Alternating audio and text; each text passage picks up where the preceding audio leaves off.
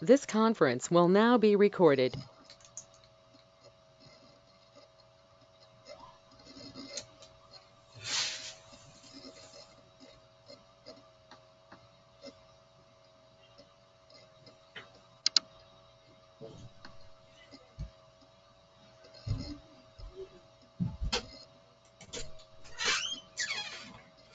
What is it? Don't come in here again.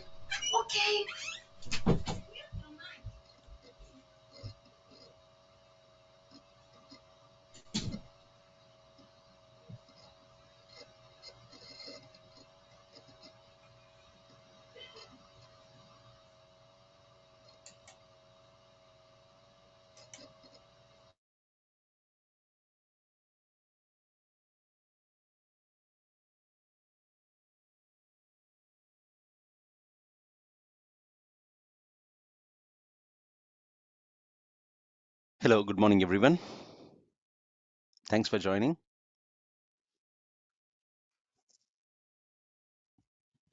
Hey, good morning, everyone.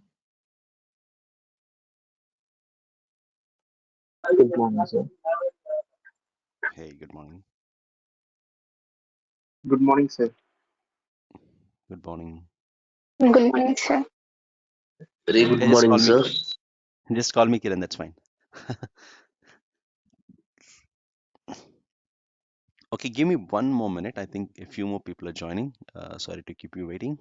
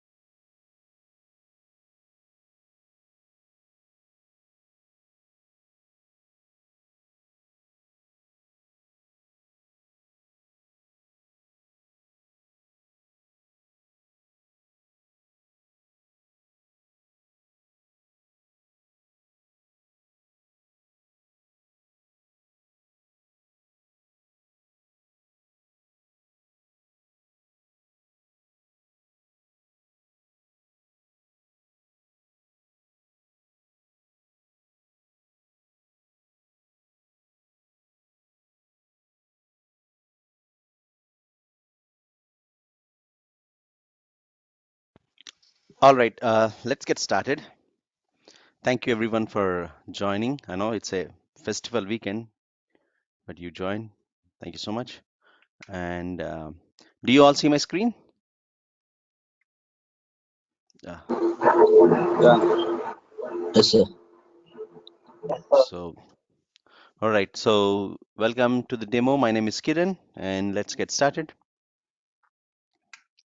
Okay, so about me.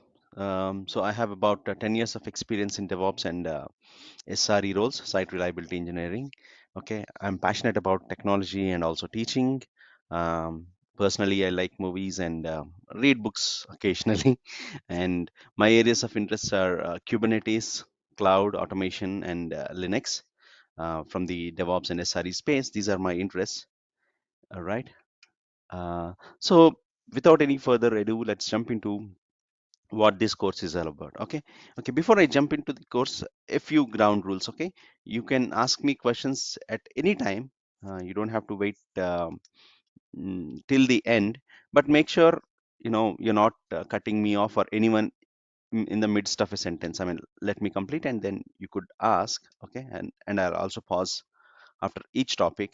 Okay, and we are not going to discuss any subject matter as in this demo, but we are going to only discuss what's going to what is DevOps, what is cloud, and what are we going to cover in the entire course is what we are going to do today. Okay. um, all right, so let's proceed. And also your questions,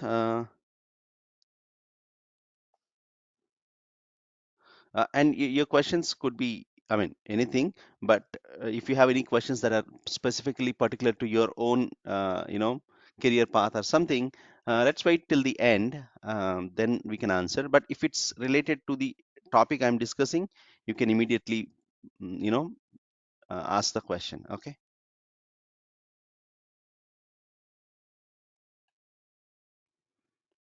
All right,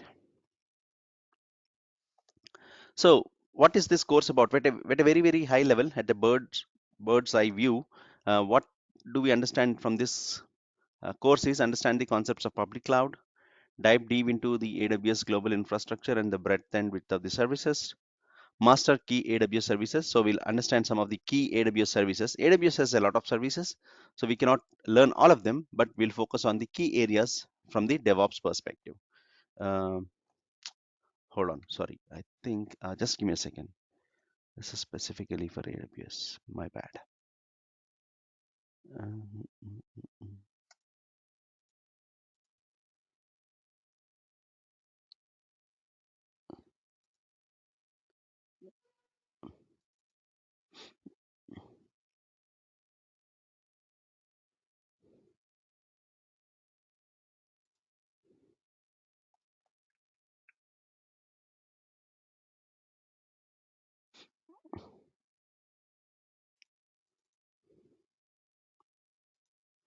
Okay, all right. So this is the actual course content for the AWS with DevOps with AWS.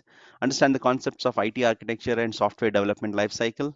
Learn AWS infrastructure services and OS administration. Excuse me. Hmm? I can't see your screen. I think you have not shared your screen. What about others? No, we can see Kiran's screen. Yeah, we can see that. There is no Yeah, problem thanks. with So us. yeah, so if it's about Okay. your browser, Yeah. yeah. Yeah, it's fine. It's now. Okay, good. Yeah. So learn and apply DevOps practices and tool sets. So it's all about learning what are the various DevOps practices, what are the tool sets that are useful in DevOps, and we have to apply them. Okay. And finally, bringing it all together, we do the end-to-end automation. Okay.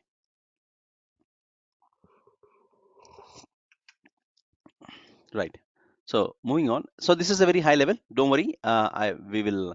Um, hey, Surya Teja, So, the demo has started. If you're not listening to it. Kiran, I have a quick question here. So end-to-end automation will be through the infrastructure as a code, or will it be manual? We'll talk about that.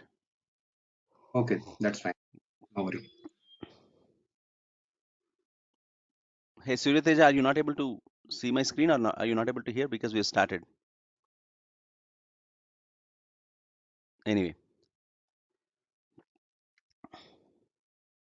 uh, so now this course is about DevOps with AWS, and so first let's understand what cloud is. So we'll go briefly over what cloud is and why are we learning it. Um, So cloud computing is the on-demand availability of computer system resources, especially data storage and computing power, without direct active management by the user. I know this is a Wikipedia definition, but what do you understand by cloud? When you hear the term cloud, what do you understand?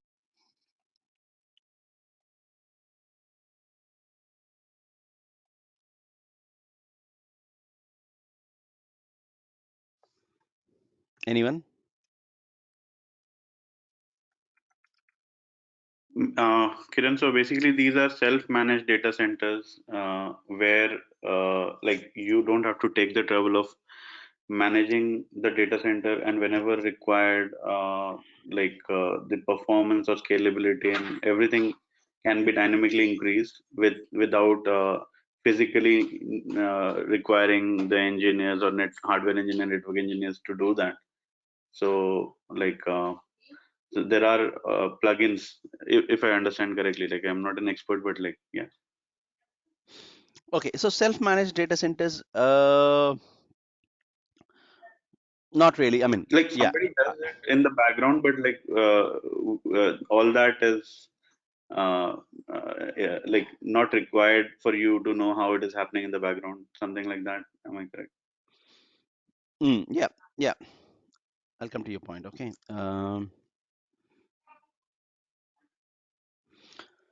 Okay, so let's go back to this definition. Okay, cloud computing is the on-demand availability of computer system resources, especially data storage, and computing power without direct active management by the user. Okay, so one example, a real life example we could think of is, what is this on-demand availability of resources, right? So back in the day, if you have to have a you know company, you have to run some applications on top of it. You need to have um, you need to have what do Infrastructure. you call infrastructure. You need to have your data center. You need to have a data center is nothing but a building complex, a building center with a lot of physical servers, with cables, networking switches, routers, whatnot. Everything you need to have in that one. And let's say if your demand is growing, you will have to add more power, more infrastructure. That means you need to buy physical computers. You know, you have to buy physical cables and plug in them, all of them. Okay. But now, when I say on-demand availability, you don't have to buy anything. You can log into a website and start provisioning your resources, start creating your resources. And one thing is important here: without direct active management by the user. That's what I think Soumya was referring to. That means you as an end user need not log into the you need not worry about the physical infrastructure. Okay, you don't have to go into the data center and manage that physical data center. Okay, there is the cloud provider, like it could be Amazon in case of AWS, in case of Azure it could be Microsoft, in case of Google Cloud Platform it could be Google.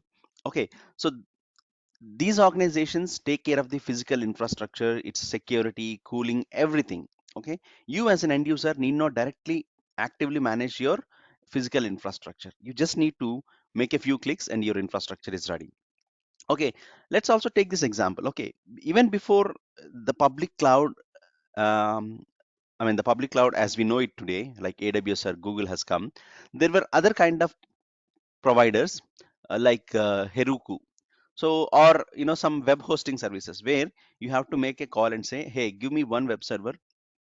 Okay, I will use it for I'll start using it, and I need this much CPU, this much RAM, and this much storage. So tell me the price.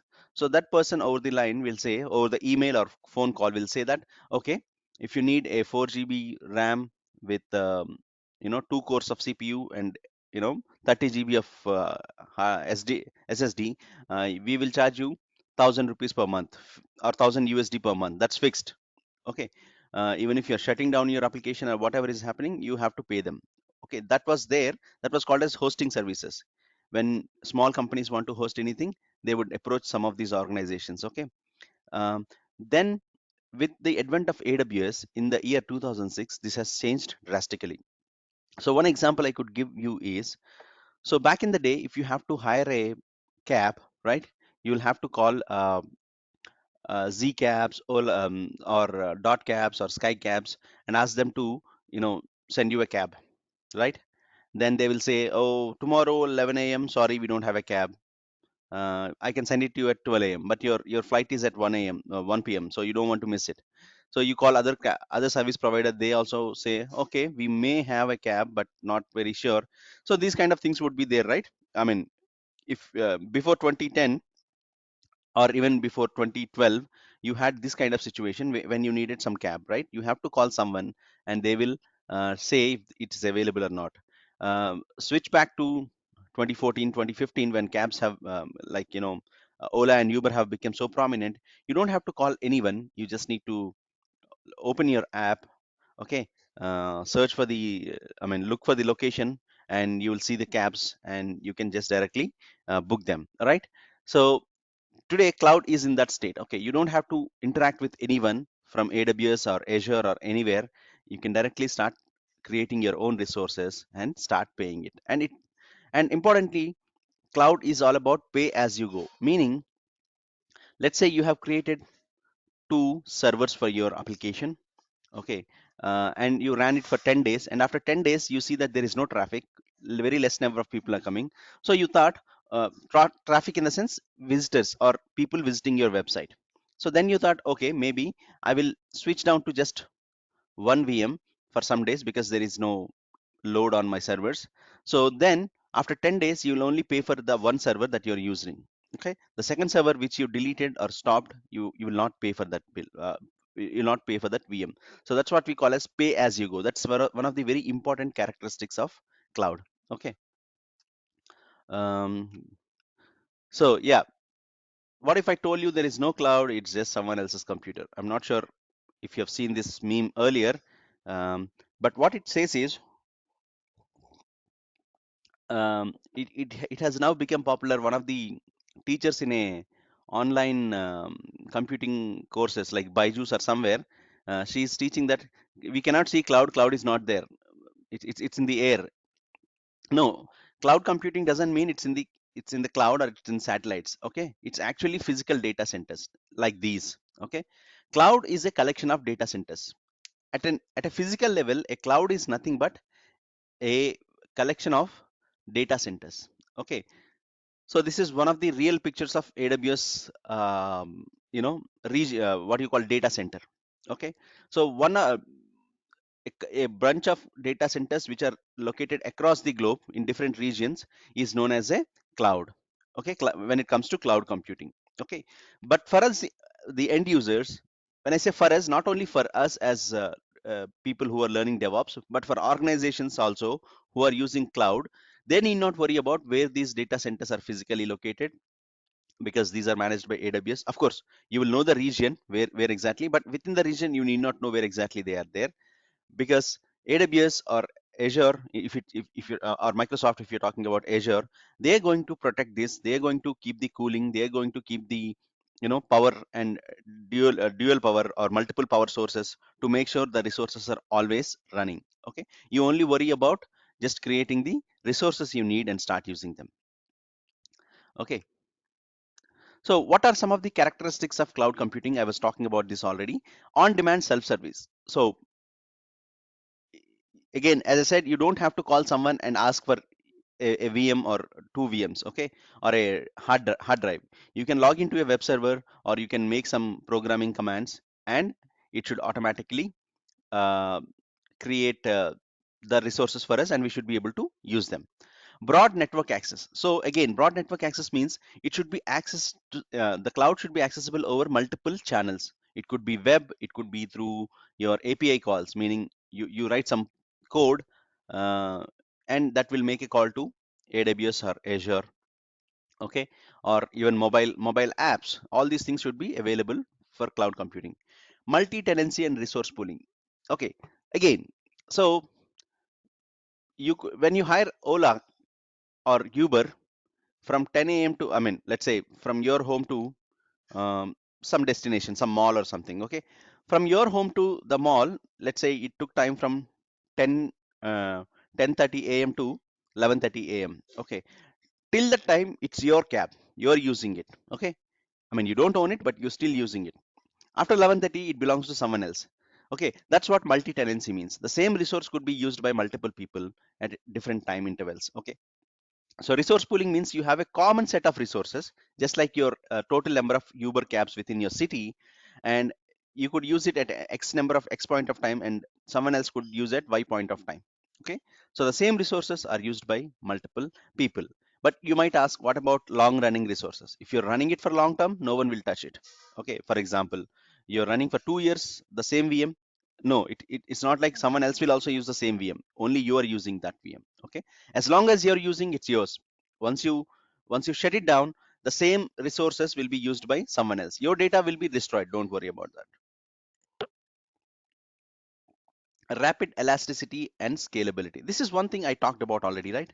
So again, let's say you are running an application. You started an application during the COVID time, which will help, you know, which will help people get together virtually. Like, it's like WhatsApp plus some online apps combined plus Skype. Everything is included in that, and also it has video sharing and a lot of these features which will help families get together, companies work together very well. Okay, so you started this initially with your friends and they all liked it, so you made it open to public. You hired a marketing person to market this application.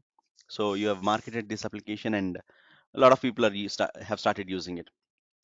So after a period of time, it went into, I mean, a lot of people are accessing, a, you know, lot of traffic is being generated for your servers. Then your servers will become slower because a lot of people are accessing. Eventually, they might not even work.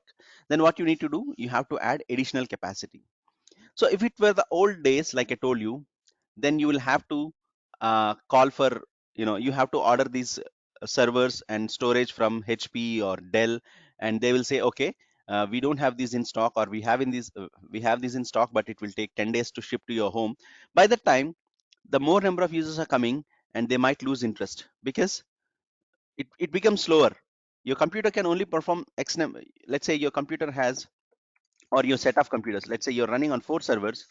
Okay, and each of these servers have 8 GB of RAM and 4 cores or 4 CPUs. Okay, so when initially, let's say only 50 concurrent users, meaning users using the website at the same time. So then the CPU utilization might be around 50%. RAM might be also used as 70%. But more number of users coming, like now it become 100 concurrent users at the same time. So your CPU utilization becomes 100%. Means it becomes eventually unresponsive. Your web server will become, or your servers will become unresponsive because they are handling a lot of load. What you need to do is increase the number of servers. So if it's the good old days where you have to buy physical servers and maintain yourself, and you will have to, of course, if you're maintaining in a small room, you have to hire a new room to increase more number of servers, to increase the cooling and everything. So that's what I mean, you need to wait for a long time to order the servers. In the meantime, these users will lose interest. This site is always slow, I cannot work on this, and they will eventually stop coming to your website. So cloud gives you that rapid elasticity. So from 4 servers to 40 servers, you can go in a matter of seconds or minutes when it comes to cloud. Okay, you don't have to think about buying physical servers, hosting them in a physical location and everything, because it's all hosted by AWS. They have for us, it's like they have infinite resources. They have their own capacity planning, that's another matter. But for us end users, or for organizations, it's as if they have infinite resources, so we can increase our resources as much as possible. Okay, of course there are some limits. You cannot suddenly increase to 100 servers, because they will put a limit, like you cannot go beyond 100 servers. But you can make a request saying that I need more than 100 servers. They will increase the limit also. These are called as soft limits, so you don't have to worry about it. And scalability, elasticity is scalability is this part, increasing your resources. Okay, elasticity is going up or down, both ways. For example, let's say Dashara season, a lot of people were not able to travel, so your your application has a lot of load, so you have to increase from 4 servers to, let's say, 14 servers. Okay, and after this season, what happened? People started getting back to their work. Dashara holidays are over, kids are back to schools, and now not lot of not lot of what you call traffic is being generated. That means your systems are underutilized. You have 14 servers, but let's say on an average, each system is only using 20% of CPU. Okay, 15% of RAM. That means that, okay, a lot of CPU is being wasted. If it is a physical server, meaning in the old times when you set up your own servers yourself, you cannot do anything about the other servers. You simply shut them down. But even then, when you shut them down, you have to do the maintenance. You have to make them up to date with the OS and everything, right? Now, in case of cloud, from 14 servers, you can come back to 6 servers, again in a matter of few seconds or few minutes.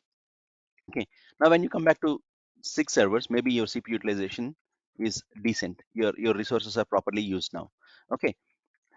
Um, so this is what we call scaling down, decreasing your resources. And you can scale down without worry about, of course, what do you do about your data? You can store them in another database or data drive or hard drive, and forget about your next the 8 servers can be decommissioned and you will not even have to pay them. Okay, that's scalability. Elasticity, sorry. Elasticity is about increasing and also decreasing the resources easily. And you can do it in a matter of minutes if you have everything properly configured. And measured service, again, back in the day, I gave you that example, right?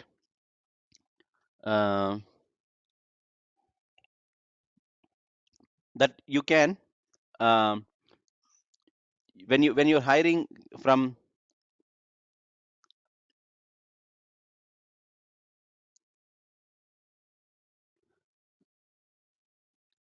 when you're hiring from, let's say, Z caps or dot caps, they will give you a fixed price. Or when you're going to the road and talking to an auto person, he will simply say, okay, 1,000 rupees or 500 rupees, no negotiation. From point A to point B, I'll charge you this much, no negotiation, right? You don't know what are you paying for. But when you hire Ola or Uber, they'll say that, okay, for X number of kilometers, we are charging you per kilometer, we are charging you 10 rupees. So if you're traveling 10 kilometers, 10 into 10, 100 rupees, and taxes so and so, and waiting charge so and so, everything is given in a split manner, right? Just like your postpaid bill. Similarly, in cloud, you get details about everything. Okay, you get details about everything you're using in your cloud. Okay, including your number of hours you spent on a so and so resource, including the network bandwidth for some resources. Everything is given in a measured manner. That's what we call as measured services. So all these 5 services together make it a cloud computing. Okay, so on demand self service, you should be able to create your resources or access your resources as and when you want, to be able to access from multiple sources, including web, mobile, or programming tools, or and multi-tenancy and resource pooling. Same resources multiple people can use when you're not using it. Rapid elasticity and scalability, to be able to increase your resources and also to be able to decrease your resources as and when you have a need. Okay, and it can be done very rapidly. And measured services, everything is given in the format of a bill. Okay, that's it. So when you come, before we go to the other parts, let's understand about IT infrastructure. Okay, IT infrastructure always comprises of these 3 parts: compute, storage, and network. Okay.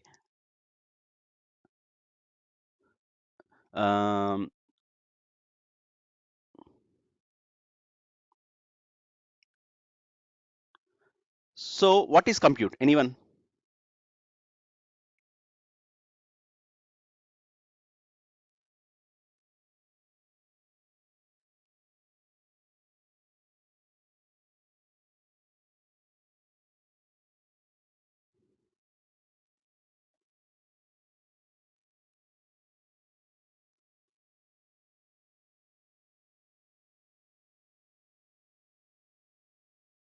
The code which we develop. Compute is not the code which we develop. So the RAM and the CPU you use is called as your compute. Okay. Storage is your hard drives. I'm talking about IT infrastructure, not applications. Storage is the hard drives and all these things that you used. And finally, network. Network is your cables, your routing, your virtual, your networks. Okay, all these things are part of your network. So if you take any kind of IT infrastructure, if it's a small company, home lab, or anywhere you set, you will have these 3 kind of resources. Of course, take your own laptop, right? It has CPU and RAM. That's the part of your compute. It has a hard drive or an SSD. That's your storage. And you have your LAN cables. You have your Wi-Fi card. All these things are part of your network. Okay. So any IT infrastructure is made of these three components. Why am I telling you this? So to understand cloud, you have to understand how these three objects interact and how what level of control you have on these things when you're using cloud. Okay, so before we go to Amazon Web Services, let me talk about something. There are three types of clouds. Okay, anyone has heard about them?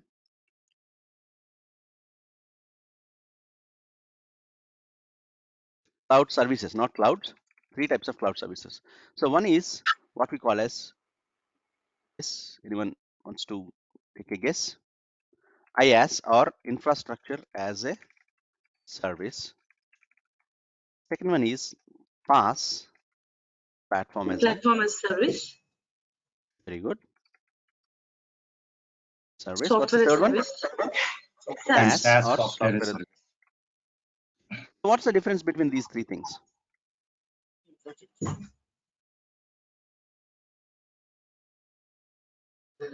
Only the infra is provided. However, regarding the computer services and remaining, we have to take care of in IaaS. How much RAM we require. Okay. So everything have to be taken care of by as itself. That is infrastructure as service. What about platform as a service?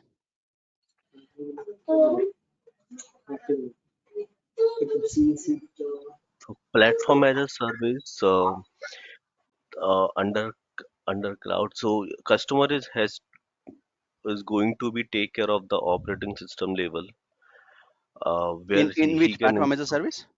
is platform as a service. So customer And has to take care of the operating system. operating system. And in the software as a service, sorry, customer has to take the application data in the platform as a service. Infrastructure as a service, customer has to take the has to own the operating system data and application.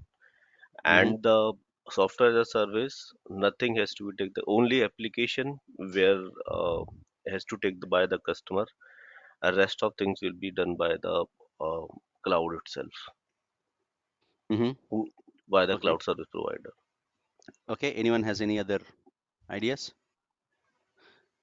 So if you talk about any application, a web server or a database or anything, it has these ones. Okay, system,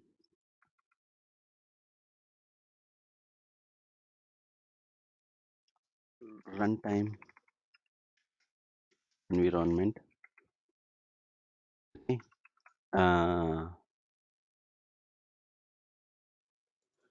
Application code,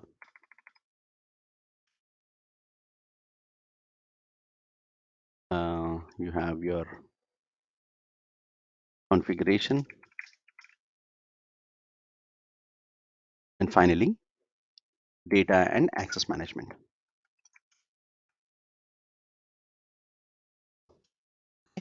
Take any example, right? If you're hosting a mail server, right?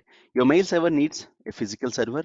On top of it, you need to have a operating system. It could be a Linux operating system or a Windows operating system, whatever it is. And on top of it, if it's a Java application or a .NET application or whatever it is, based on that, you need to have the runtime. For Java application, you might have to install Java runtime environment, JRE or JDK. Then your actual application, which is the program that runs on this one. Okay. Application meaning it could be something like a mail server plus your own code or just a code also. Okay, then configuration, what are the settings, what is the setting to connect to your database, what is the setting to allow the ports to your server, a lot of other configuration details. And finally, who will have access to this one, what data you are storing. So when you comes to IaaS, okay, infrastructure as a service, the physical infrastructure is always managed by the cloud provider. Okay, and OS is partially OS. You don't have to create your operating system version and everything. That is already created by the cloud provider. Okay, you just need to worry about. But from above here, from your runtime environment plus application code plus all these things you will manage in IaaS. You in the sense whoever is running that application. Okay. In case of platform as a service, the runtime environment is also taken care by the cloud provider. Okay. Your runtime environment is also taken care by cloud provider. Meaning you can directly install your own code and start using it without have to worrying about what operating system they are using, what runtime they are using. Okay, meaning if you have to run a Java application, you can directly start using you can directly upload your code after some CI/CD process, like after building your code into a binary file, you can directly deploy the code, you can manage the configuration, you can manage the database access and everything. Okay, in case of SaaS, even the application code plus the configuration is managed by the cloud provider. Okay, only you need to manage data and access management. What is the example for SaaS? For example, you can take example of Google Drive, right?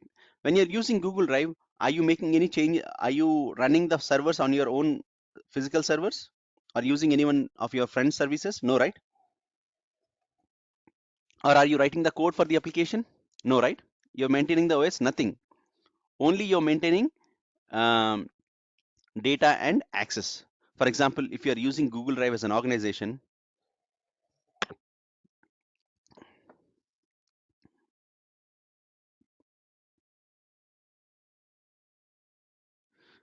if you're using Google Drive or Microsoft Teams also, for example, Microsoft Teams also could be considered as a SaaS application because you're not hosting the application anywhere.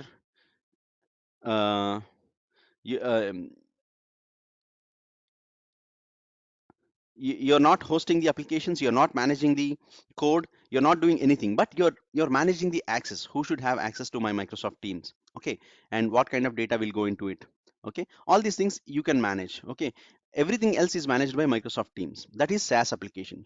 In case of PaaS, let's say you're a developer, okay, or you're an organization which develops nice code, but you don't want to take care of these three things. You don't want to manage your physical infrastructure. Of course, cloud itself means physical infrastructure is not taken care. Okay, but even if you don't want to manage your OS and your runtime, like what version of Java should I run, all these things you don't want to take the headache. You just want to directly plug in your code and start running your code on the. So this is what we call as a platform. A platform is already set for us. We are directly deploying your code. That is PaaS solutions. And SaaS is where everything else is taken care by the cloud provider. Only you manage who needs access to this one and who needs to access it. We are using a lot of SaaS applications as a personal users daily. Okay, organizations also use a lot of SaaS solutions. For example, in your organization they might be using some learning solution like Pluralsight or LinkedIn Learning. All these are SaaS solutions. Okay, your organization is not managing them, but sometimes they might say, okay, we take subscription from Pluralsight, but we want Pluralsight to host some of our services, some of our courses only for ourselves. Okay, for your team members only. So in that case, that is like what we call as content or data.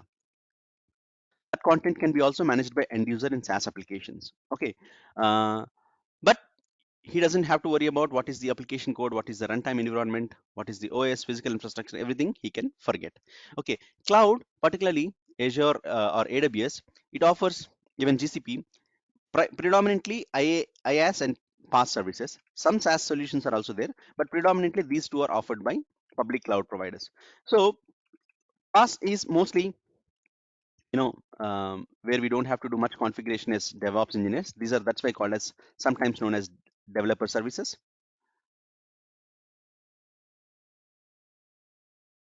These are infra services, right? So we focus on infrastructure as a service. We focus on how to create virtual private clouds, how to create VMs, how to create VMs in the sense virtual machines, which are known as EC2 instances in AWS terminology.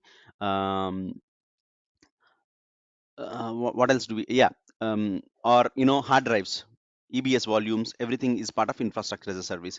So we are primarily focusing on this, but also we are focusing on Lambda, which is a serverless concept, and also RDS as part of our platform as a service.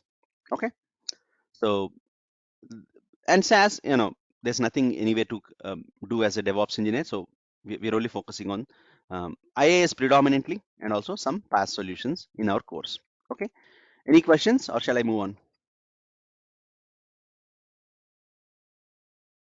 So we are not using software as a service. We said that everything is part of the cloud, right? Software as a service and everything it will be taken care, right? So, No, you might use it, but we are not learning anything about SaaS, right? but say, I mean, SaaS means everything is taken care by, right? Like everything, all the, I mean, executing the programs, infrastructure, everything is taken care by in SaaS. Yes, but what do you learn about SaaS? Okay, but we are So not. what do I teach you about? What do I teach you Okay. about Google Drive? Okay, got it. Yeah, and also there are very few SaaS solutions by public cloud providers like AWS and Azure because they're mostly to empower you to host your applications.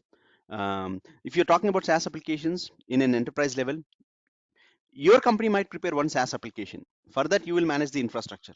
Okay, so what is SaaS for you might be an application that is hosted by some other company, right? For example, Microsoft Teams. There is a Microsoft team, Microsoft software engineering team, which is taking care of Microsoft Teams application. For you, it's a SaaS application. For them, they might be running it on Azure cloud, so they have to manage everything from cloud, from the OS level to everything. Okay, so your SaaS is someone else's IaaS. Your PaaS is also someone else's IaaS. Okay, your IaaS is someone else's physical data center. For example, we are using infrastructure as a service on Amazon Web Services, but AWS engineering team or data center team has to physically manage their data centers, right? So yes, but there is nothing to learn on SaaS for us. Okay, your company might create a SaaS applications using AWS cloud. For that, I'll make you prepared. Okay. Okay. So there is some important information on the chat window. Everyone, please take a note. All right. So coming back to any other questions?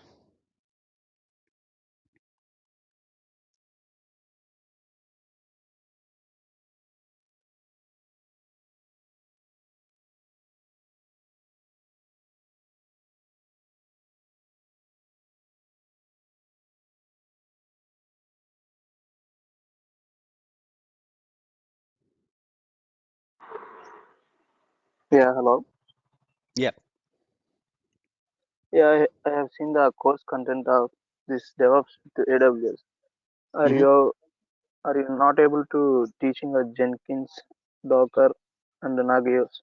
Is there any particular specific reason to avoid those three? I'm avoiding so many other things also, Surya Teja. I know this question, I mean, not relevant right now. We'll talk about the end. I think you're not there in the beginning. I said, if you have any questions like this, uh, we'll take up those later. But if anything related to the cloud or the topic that we just discussed, we can talk about it. Otherwise, I'll take this question at the end. Okay. Yeah, yeah, okay. The beginning I didn't hear voice as I told it. Okay. No worries. We'll take the question at the end. Okay.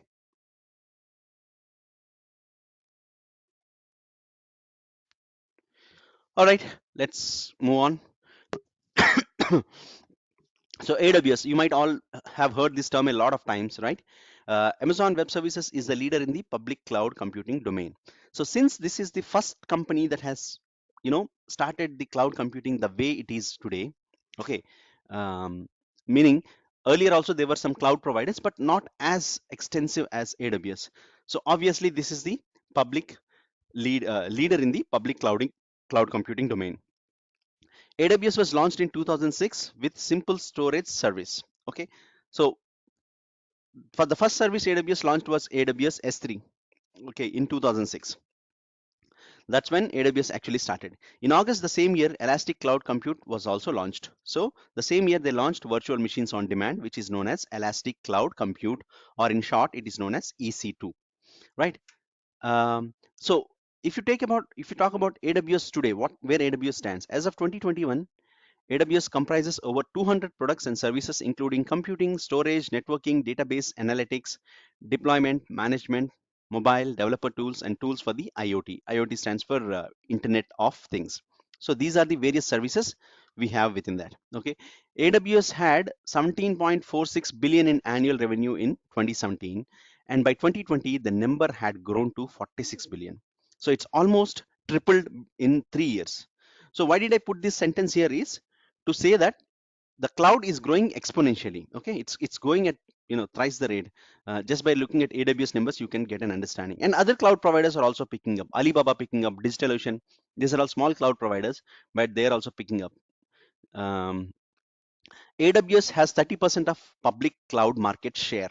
So let's say 100 users are using cloud totally. So 30% of that belongs to AWS only. I'm just giving an example. There are a lot of users. While Microsoft and Google have 18% and 9% respectively. So Azure has about 18% presence, but Azure also includes their Microsoft Teams, Office 365, everything as their cloud. And GCP has about 9% only. Okay. And if you talk about prominent customers of AWS, the people who are leveraging AWS services, using AWS services, you have NASA and also Netflix. Okay, Netflix has its entire infrastructure on AWS. Netflix doesn't maintain its own data centers. Maybe it has some small servers here and there, but entirely it is maintained on AWS. So NASA has its own data center, but also it is using some of AWS services. Flipkart, for instance, Flipkart has its entire infrastructure on AWS only. Okay. Questions, or shall I move on? I know this is just a informational slide. All right. So if you look, I mean, this is a little older one, as per October 2020, almost a year old. I think this thing has not changed drastically. I think I've seen this report recently, but nothing has changed so drastically in the recent past. But you could see, AWS continues to be the leader, even with Microsoft Azure picking up and also sometimes dropping up. Others are also picking up. Okay, others in this space could be DigitalOcean and Oracle Cloud, IBM Cloud. Everyone has their cloud. Okay, Alibaba is a significant player, surprisingly. Okay, it has 6% presence in the market. Google Cloud, it says 7%. I put 9%. I think 9% is the latest one. Okay. Again, Microsoft Azure is combining multiple resources into their cloud. So cloud is growing. In short, cloud is growing drastically. So AWS infrastructure, I told you, right? A cloud provider is nothing but a set of data centers. So these are the locations where AWS has their presence. Okay, where AWS has their infrastructure. So in India, you have it in Hyderabad. It's announced in Telangana. They announced a region. I don't know if you followed the news. It is still coming up somewhere close to Hyderabad. We have a Mumbai region. Okay. So these are, you can clearly make out that majority of the presence in US and Europe, because maximum IT services are utilized from these regions, and you have some presence in Southeast Asia, Australia, and very less presence in um, South America and South Africa. Middle East, there is one data center.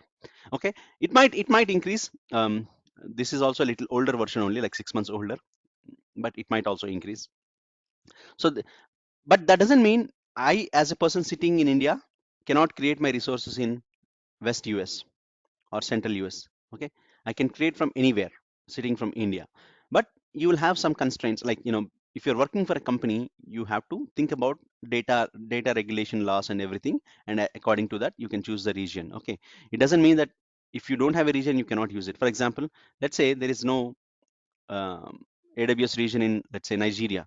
That doesn't mean you cannot use cloud. You can use cloud from your European region or Middle East region. Okay, provided your company allows, your organizational rules and also your government rules allows you to host your applications there.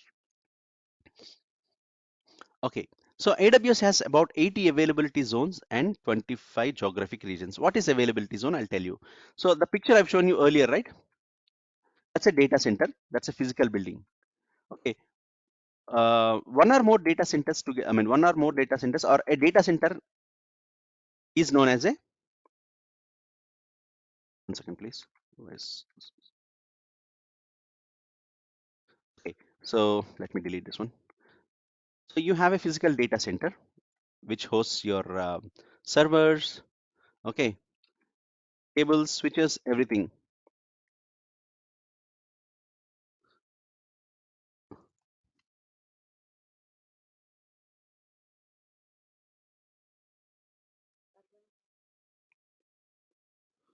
Okay, so you have all these things being hosted on your infrastructure. on your data centers, right? Network switches, routers, cables, everything. So this is your availability zone where you have all the physical data center. One or more physical data centers in close proximity, meaning within the same city or same region. For example, let's say AWS is planning to create a infrastructure, create a data center in Hyderabad or a region in Hyderabad. They're making Hyderabad as the region. Then they don't create just simply one data center, one building. They create multiple buildings, but in different locations within Hyderabad. When I say different locations, this could be, I'm sure most of you might know something about Hyderabad's geographic region. For example, this could be located in RFC, close to RFC, Ramoji Film City. Okay.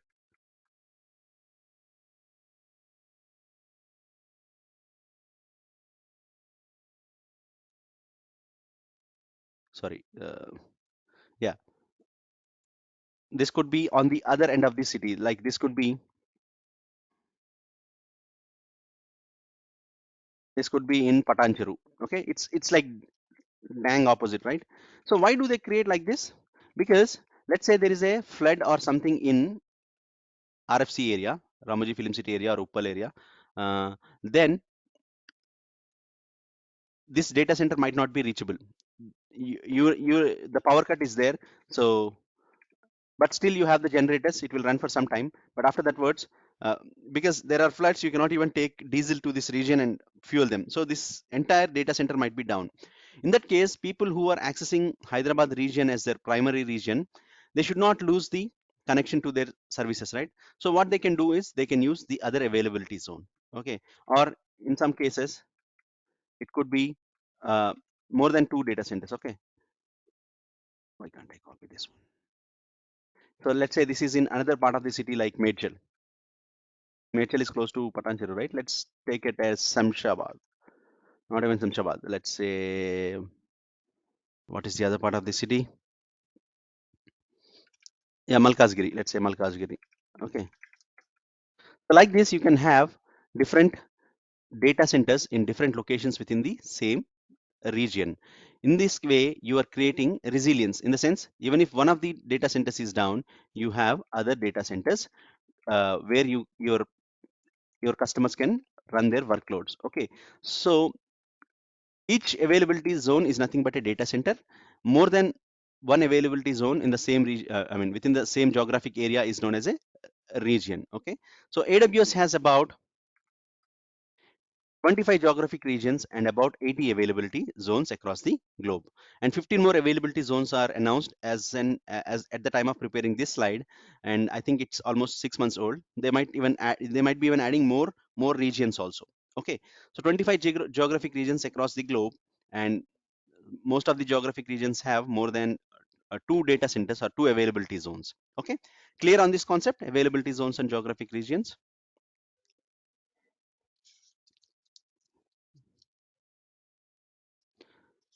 So when you're creating your, for example, you might be working for a US based organization, then you're accessing AWS cloud from India, but you'll create resources in US only, obviously, right?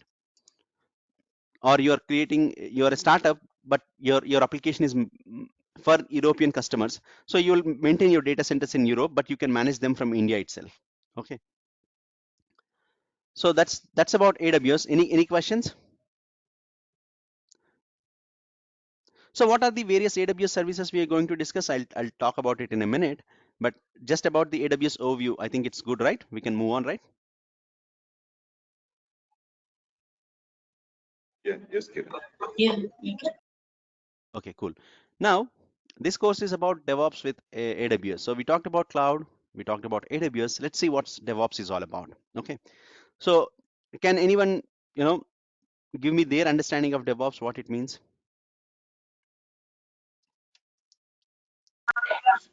It's continuous integration. Continuous testing and continuous deployment. That's it.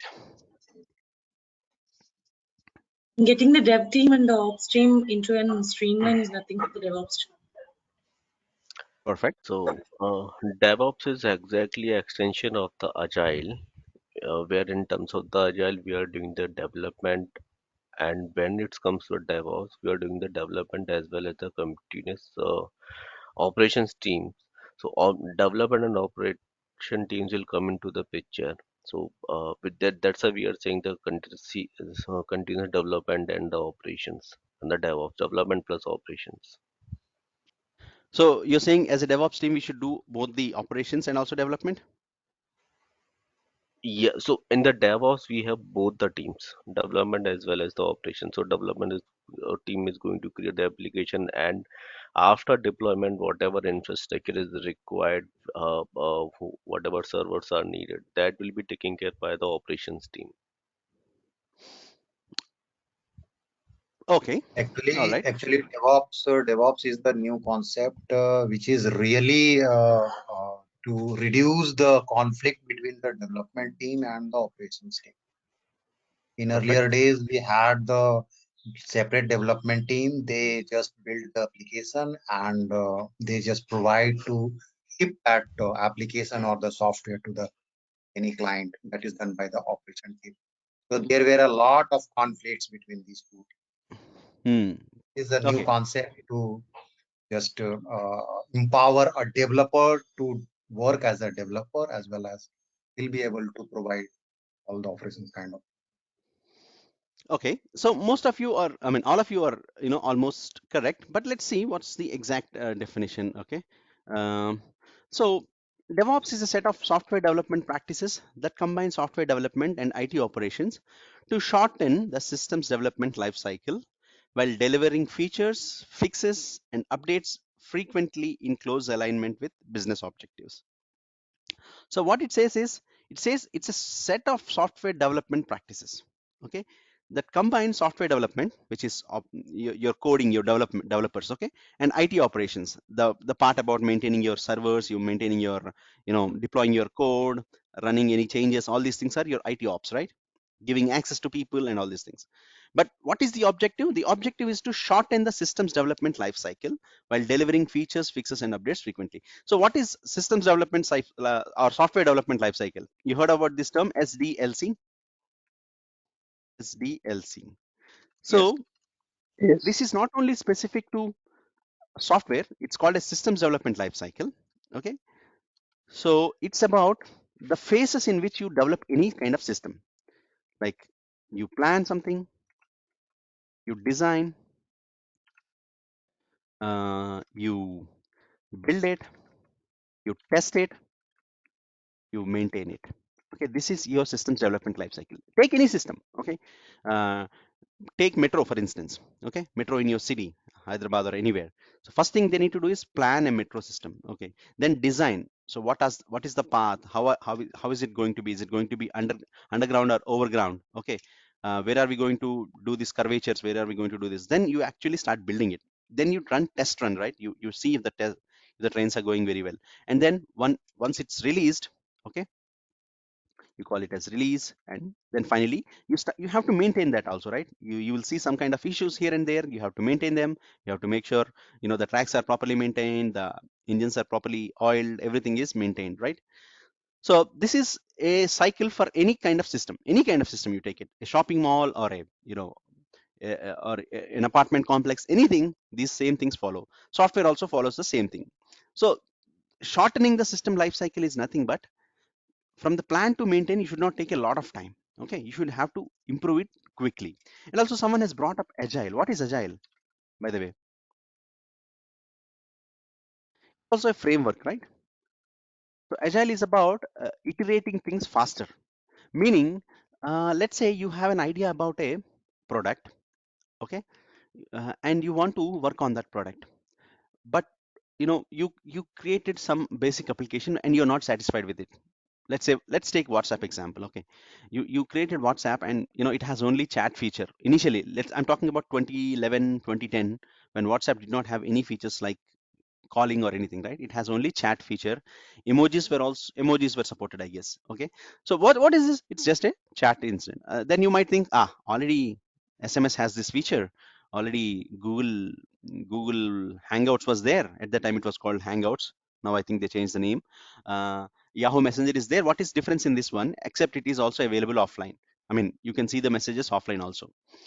But again, you if you got dejected and say, no, I'm not going to release this product. I'm going to further develop this. I'm going to add more features. And let's say you initially you had this thought in 2010 that you will prepare a I mean, you'll create a app called as WhatsApp, but you wanted to prepare all the features like video calling, you know, location, live location sharing, you know, voice messages, everything, and you waited, let's say, till 2018 to get all the features and release the WhatsApp with all the features at once. What would have happened to WhatsApp? In 2010, WhatsApp did not release it. Okay, it stopped. It thought it will develop all the features. Maybe by not 2018, let's say by 2015, it released WhatsApp, or 2016, it released WhatsApp. What would have happened to WhatsApp? It has all the features, but from the market share, what would have happened? By this time, Telegram has come into prominence. Telegram also had a basic features only initially. You remember that, right? And something like WeChat or Hike, so many things have come up, right? All these things would have taken over WhatsApp. So in 2016, WhatsApp might come with so many features, but people are already using these kind of applications. It might not be very easy to migrate from WhatsApp to these apps. Just like how other apps are not so popular today because WhatsApp has already captured a lot of market. It's not so easy for other competitors to pick it up. But what WhatsApp did was it started with the minimum viable product. It's called as MVP, minimum viable product, which is viable in the sense it could be sellable in the market. Then every year they started making new changes. Not every year, sometimes a few times in a year also. They initially brought the the image sharing. Okay. Then they brought the audio messages. Then they brought the calling. Then they brought the status. Okay. Then they made it audio calling. Sorry, first it was only audio calling, right? Then they made it video calling. Then they got the group calling. So initially, if you have been using WhatsApp from long time, you also know that there was no group texting also. So they brought group testing. Now they brought group calling. They brought WhatsApp for business, where your data will be stolen from you and given to WhatsApp businesses. Okay. So they iterated. This is what we call iterating, making changes to the existing application and adding new features. And also they're fixing all the bugs whenever any bugs are coming up. Okay. So all this Agile says that, okay, if you have a plan, don't try to launch everything at once and get lost in the market. Start some minimum viable product and make small changes in a not repeatable, in a regular intervals. Okay. Make your changes in a regular intervals so that eventually your application will be constantly developing and people will have all the features at one point in time. But if you wait for all the features to be developed and released, no one is going to use that product. Okay, that's one of the principles of Agile. Agile itself means being faster. Okay, so as someone said, Agile is something, I mean, DevOps is something related to Agile, yes, because DevOps will make Agile practices come to reality. Okay, Agile is a framework. DevOps is also a framework. It's like a set of practices, as I said, but these are more implementable practices. So what Agile says is, earlier there used to be what do you call a single pipeline, like, you know, always go from left to right. Now what it says is, you can do multiple iterations in this phase itself. Earlier, if there is you are already in the build stage and there is some change in the design plan, it is not easy to go back. You have to wait for the next iteration. Okay, till all this is completed, you have to wait. But Agile says that even in your design and build stage also, you can do multiple iterations, multiple changes, and still be able to release your software.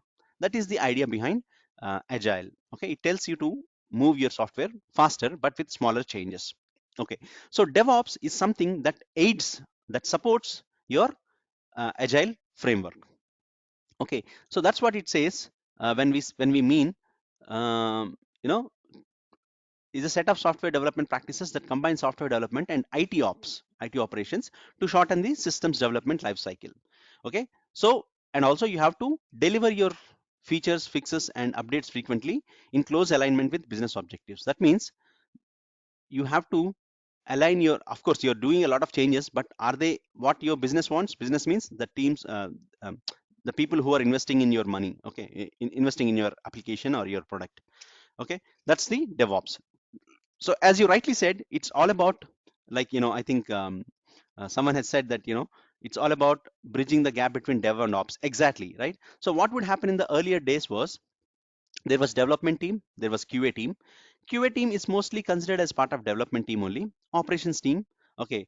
So these three teams, or sometimes development plus QA and operations, used to work in silos. Silos means separate, partitions, like as if one team doesn't know what's happening at the other end. Okay, so development team used to develop applications. Let's say they're planning to create a new application by March 2022. They start preparing from now, but operations team would not know. In February end, they'll say, hey, we have a new application to launch, so we need so many systems, we need these operating systems, and these kind of runtime environments. Some servers need Java running, some servers need Apache running, some servers need let's say MySQL running.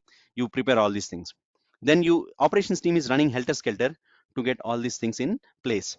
Okay,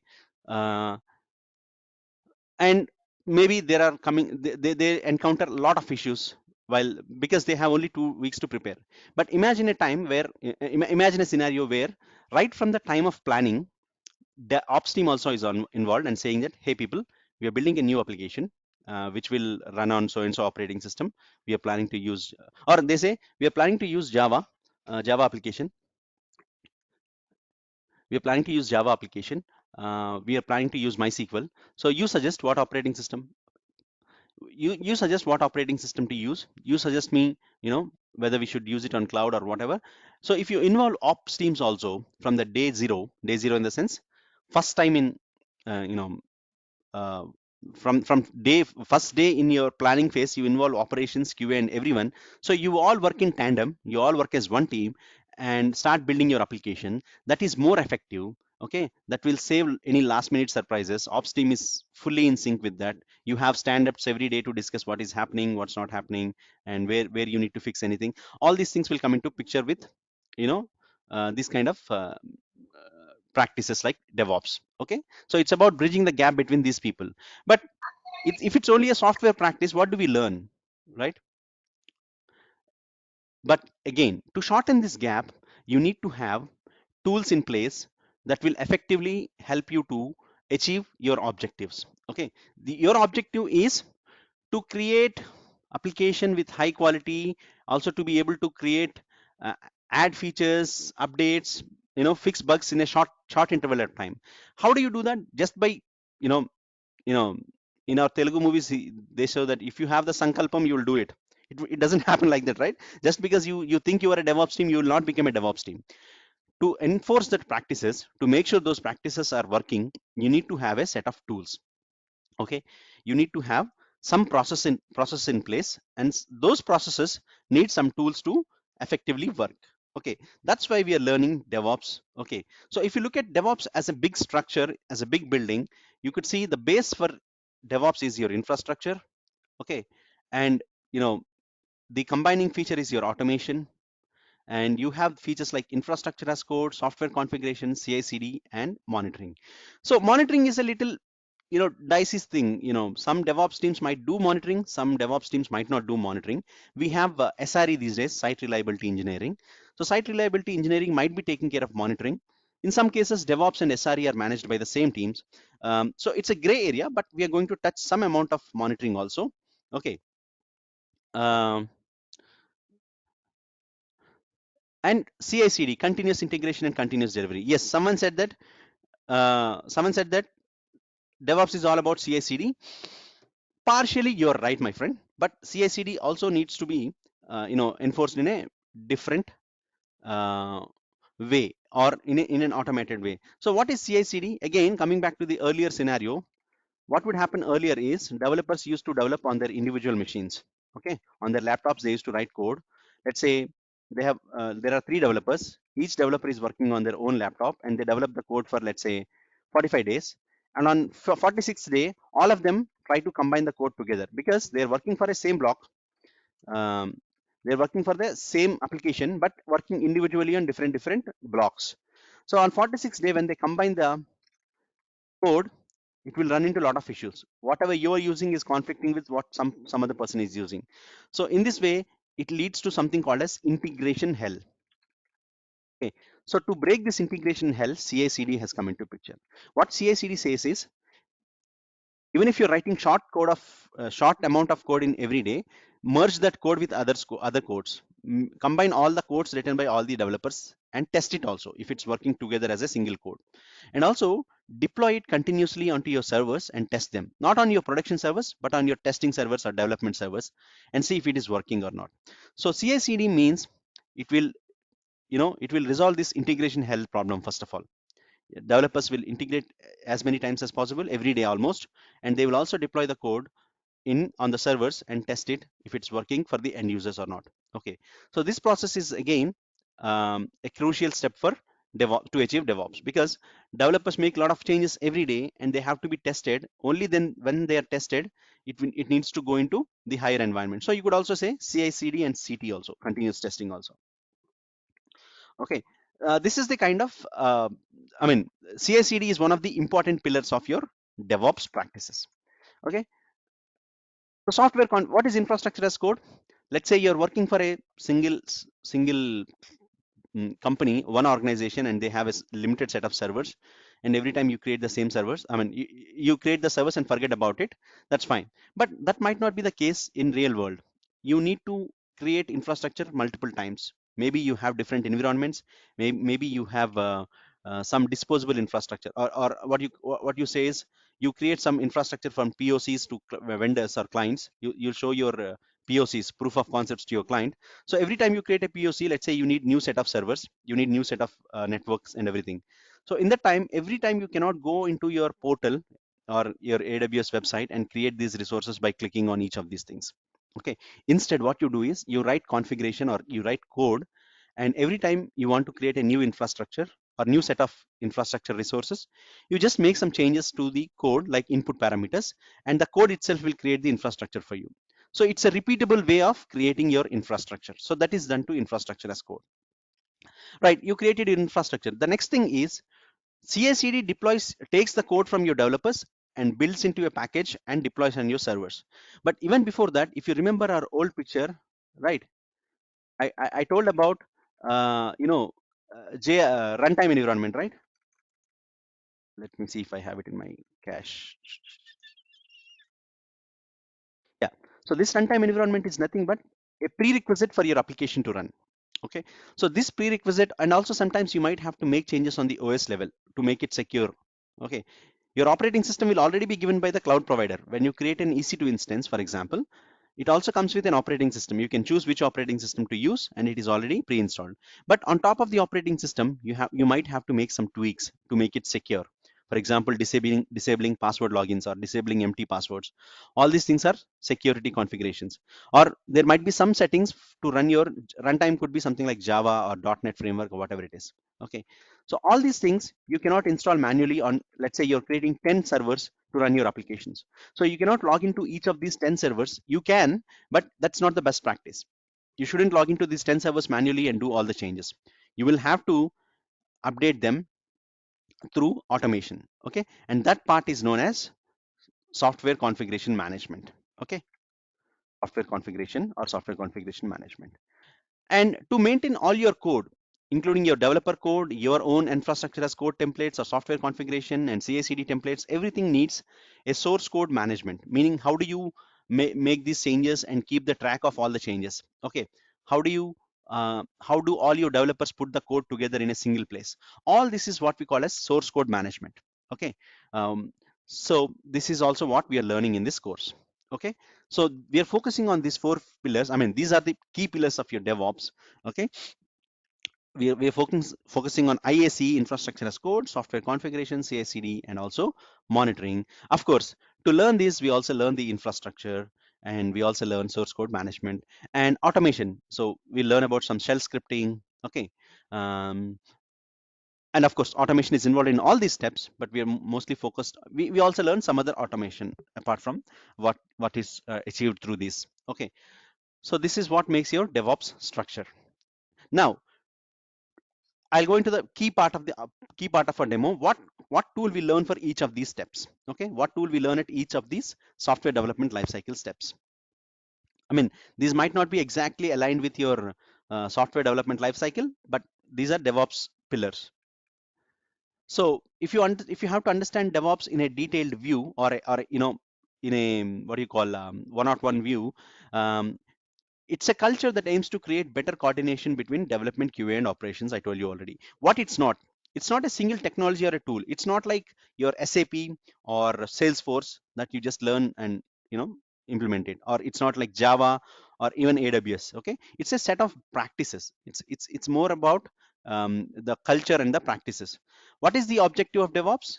As I told you again, its objective is to build and release software quickly and maintain applications with high availability and resilience. Not only that, you're building your infrastructure, but you have to build in such a way that they're always available, they're not going down, and resilient. Again, you might build the best of the applications, but due to whatever reasons, they might go down. Okay, even if they go down, you have to create them in such a way that you should be able to quickly restart or recreate that. And what are some of the similar roles to DevOps? SRE. So whatever we are learning in this course will also be helpful for you, even if you're trying to switch as an SRE role, site reliability engineering, or even cloud ops. Okay, cloud ops might not have all these functions. They might have only a set of these functions like software development, infrastructure as code, and what is the other thing? Software configuration management. But some things are very basics, like to understand the infrastructure, to understand the cloud, everything is common in cloud ops and also DevOps. Okay, but eventually all these roles are moving towards DevOps or SRE roles. Cloud ops might not even be there in a few years. Okay, so that's the DevOps detailed view. My system. Give me a second, folks. Come on.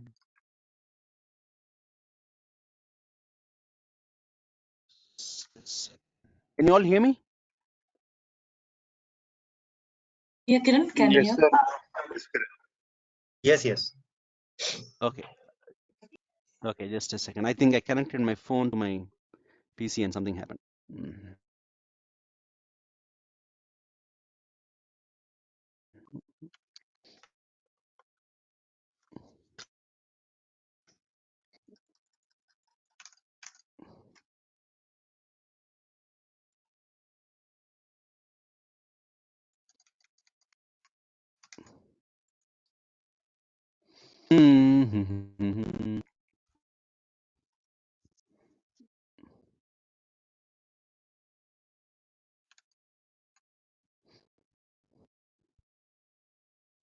Okay, please hold on.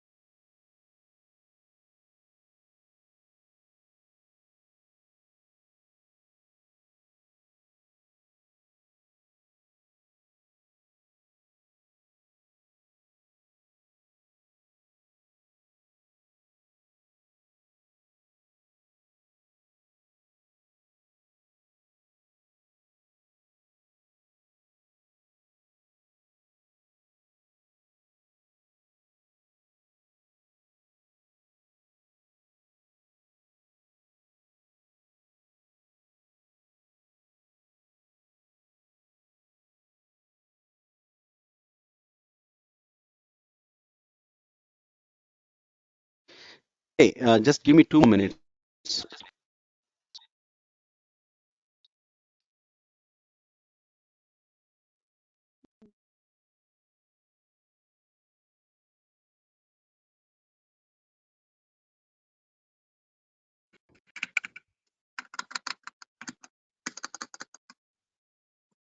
the problem with Firefox system?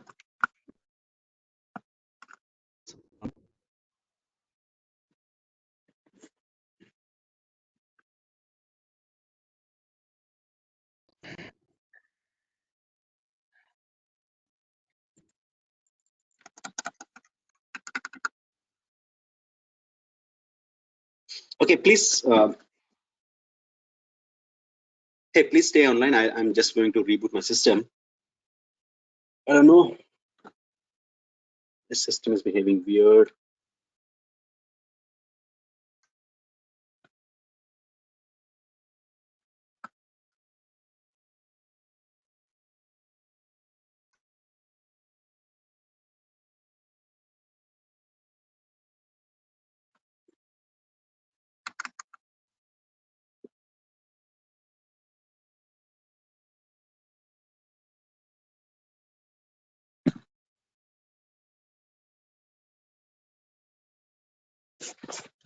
Can you all hear me? Yeah, Kiran. Yeah, I'm Yes, connected. Yeah, I'm connected through my mobile. So let's wait for a few seconds. I'm just restarting my computer. In the meanwhile, if you have any questions, please do ask me about anything, about DevOps, cloud. Okay, so someone has asked, why have I not included Jenkins and all? We are going to discuss Jenkins. Maybe the course content is a little older. But, you know, if you're thinking that everything that a DevOps team does will be included in our course, that will be wrong, okay? Because we have tons of tools, like hundreds of tools, right? Every day, new tools keep on adding. We cannot focus on all these things. What we are focusing on is the approach.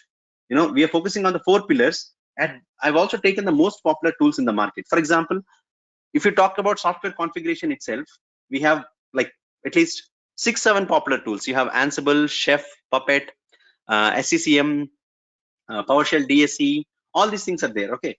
So if you're going to learn all these, you need totally 1.5 years for the DevOps course itself. But I focused on only Ansible, because Ansible is the most popular software configuration management tool. Okay, similarly, if you're talking about infrastructure as code, we have CloudFormation, and also we have, which is native to AWS. Only AWS people use CloudFormation. But I'm teaching Terraform because tomorrow, if you have to apply IAC for infrastructure as code for other cloud also, Terraform will come in handy. And it is also the most popular one, okay?